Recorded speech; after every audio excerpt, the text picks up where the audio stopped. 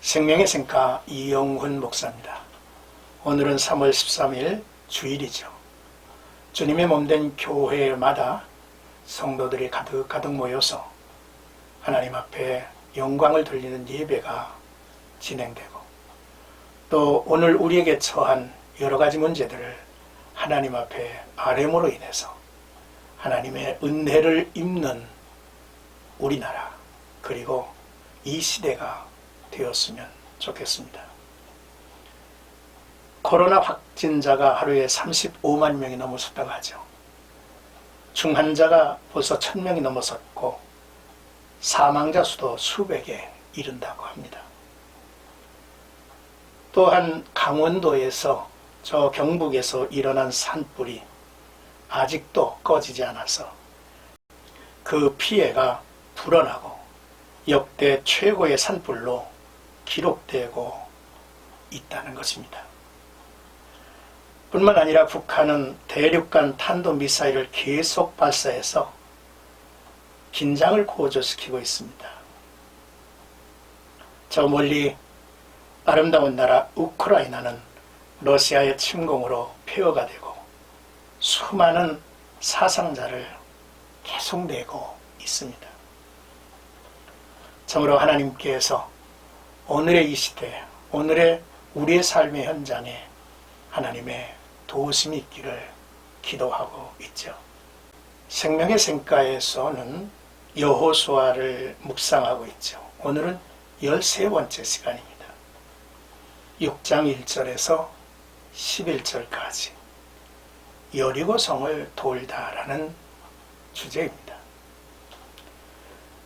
본단락은 가나안 정복을 위한 첫 전쟁으로 여호와께서 직접 진두지하시고 여호와의 명령에 따라 행해지는 하나님의 성전임을 우리에게 보여주죠.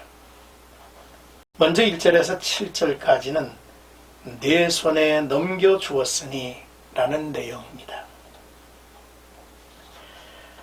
이스라엘 자손들로 말미암아 여리고는 굳게 닫혔고 출입하는 자가 없더라. 여호와께서 여호수아에게 이르되, 보라, 내가 여리고와 그 왕과 용사들을 네 손에 넘겨주었으니 너의 모든 군사는 그 성을 둘러 성 주위를 매일 한 번씩 돌되 엿새 동안을 그리하라. 제사장 7은 7 양강나팔을 잡고 언약궤 앞에서 나아갈 것이요 7째 날에는 그 성을 7번 돌며 그 제사장들은 나팔을 불 것이며 제사장들이 양각 나팔을 길게 불어 그 나팔 소리가 너에게 들릴 때에는 백성은 다 큰 소리로 외쳐 부를 것이라. 그리하면 그 성벽이 무너져 내리리니 백성은 각기 앞으로 올라갈지니라 하시매, 눈의 아들 여호수아가 제사장들을 불러 그들에게 이르되, 너희는 언약궤를 메고 제사장 7은 양각나팔 7을 잡고 여호와의 궤 앞에서 나아가라 하고, 또 백성에게 이르되, 나아가서 그 성을 돌되 무장한 자들이 여호와의 궤 앞에서 나아갈지니라 하니라 하셨습니다.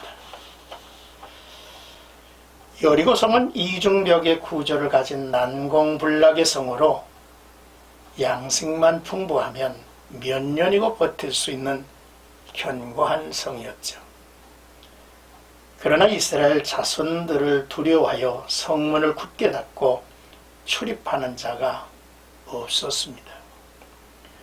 전쟁의 기운이 돌고 있을 때 여호와께서 여호수아에게 여리고와 그 왕과 용사들을 내 손에 넘겨 주었다고 말씀을 하신 거죠.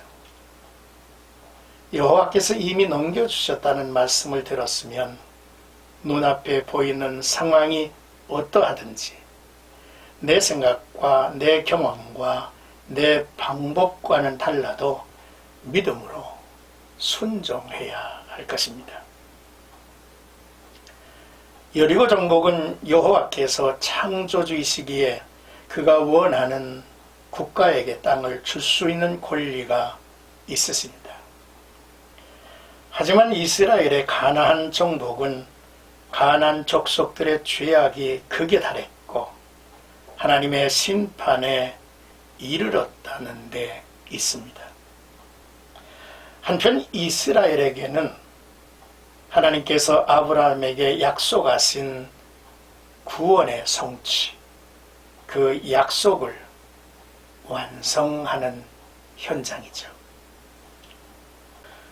이 전쟁이 단순한 국가 간의 침략이 아닌 여호와의 전쟁이라는 것을 우리는 주목합니다. 여리고성 함락을 위해 하나님께서 여호수아에게 명하신 일들은 전쟁의 승리를 위한 전략과는 거리가 먼 명령이었죠. 여호수아는 여호와의 말씀을 믿고 그대로 백성들에게 전합니다. 여리고성 같은 인생의 어려움을 만났을 때,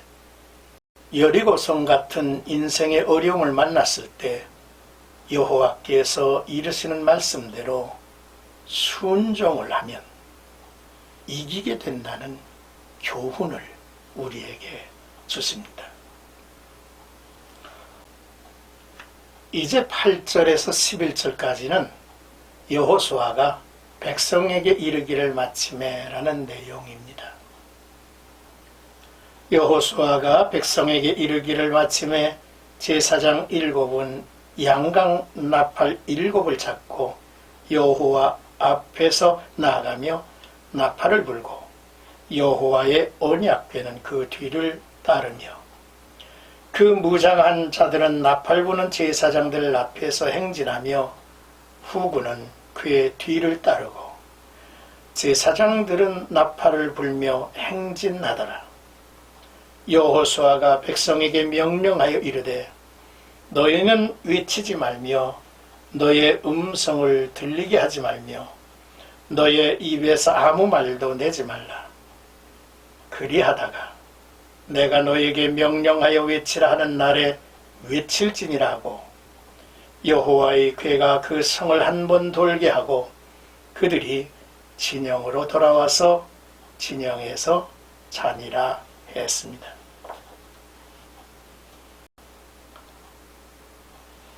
놀라운 일입니다. 제사장들과 백성들 또한 여호수아를 통해 들은 여호와의 명령에 순종합니다. 무장한 자들이 여호와의 언약궤 앞에서 나가고 제사장 7은 양강 나팔을 불고 그 뒤에는 여호와의 언약궤가 뒤따랐습니다. 언약궤 뒤에는 여호수아의 명령을 따라 백성들은 외치지도 않고 음성도 들리게 하지 않고 입에서 아무 말도 하지 않고 여호수아의 외치라는 명령을 기다립니다. 그리고 여리고 성을 한 번 돌고 진영에 돌아와서 잤다 했습니다. 광야에서 입을 열어 원망하고 불평하던 출애굽 1세대의 모습과는 전혀 다른 모습이죠. 하나님의 임재를 상징하는 언약궤가 군대 행렬 가운데 있다는 것은 하나님의 임재와 또한 하나님의 말씀을 의미하기도 하죠. 가나안 땅을 정복하는 것이 여호와의 성전이라는 것을 시사합니다. 모든 성도들은 영적 전쟁의 나날들을 살고 있습니다.